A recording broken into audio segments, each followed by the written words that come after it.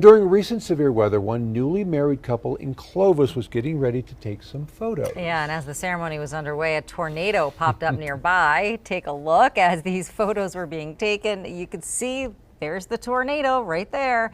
Danelli and William wanted to get photos with the sunset behind them, but well, that happened instead. We spoke with the photographer and Danelli about the moment.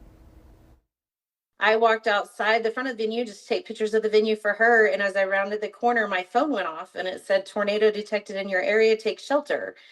I was like, what? What is going on? So I kept looking around, and sure enough, as I continued around the venue, I could see it there in the distance coming in. Then Will was in the taco line and I was already eating.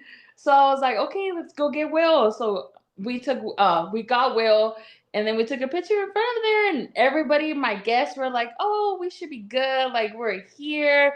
It's not that far away from us. I was like, it was 15 miles away from us.